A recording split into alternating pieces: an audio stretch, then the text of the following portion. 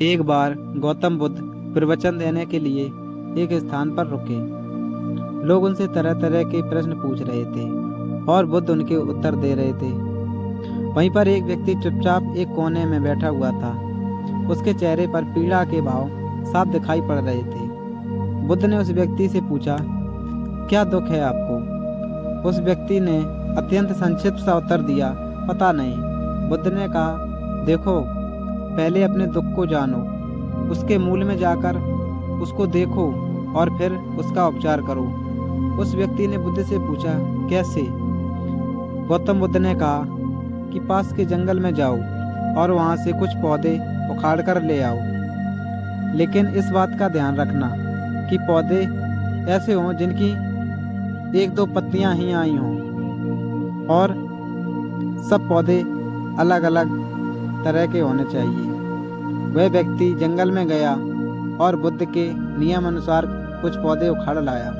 महात्मा बुद्ध ने उसके हाथों से एक पौधा लिया और उसे दिखाते हुए पूछा कि यह कौन सा पौधा है। व्यक्ति ने कहा कि यह तो बहुत छोटा सा पौधा है, इसकी पत्तियां भी बहुत छोटी हैं, इसलिए अभी मेरे लिए यह बता पाना मुश्किल है कि यह किसका पौधा है।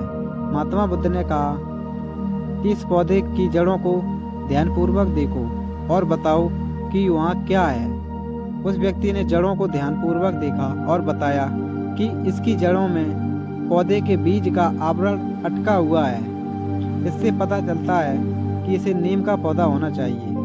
अब बुद्ध ने उससे दूसरे पौधे के बारे में पूछा तो उसने जड़ों को देखकर सभी पौधे के सही सही नाम बता दिए।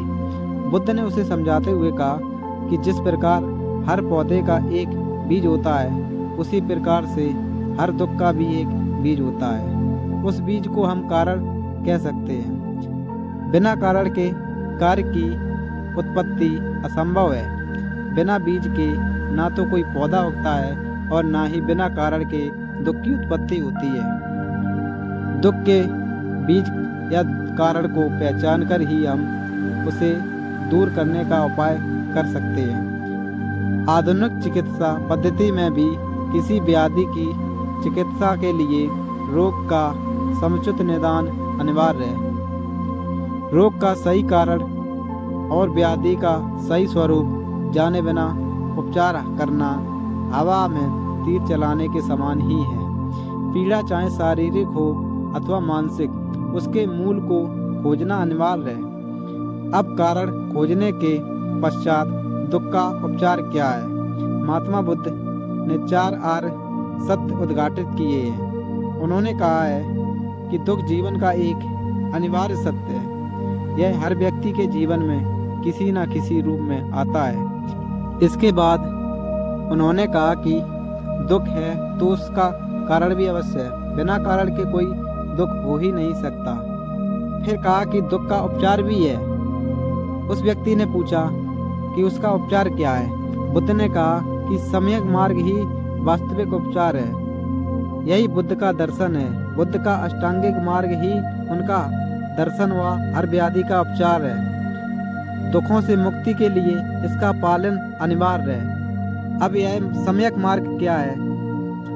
जीवन के हर क्षेत्र में हर प्रकार की अति से बचकर बीच का रास्ता अपनाना ही बुद्ध का अष्टांगिक मार्ग है अथवा सम्यक मार्ग है। ऐसे ही और इंस्पिरेशनल वीडियो देखने के लिए लाइक एंड सब्सक्राइब करें।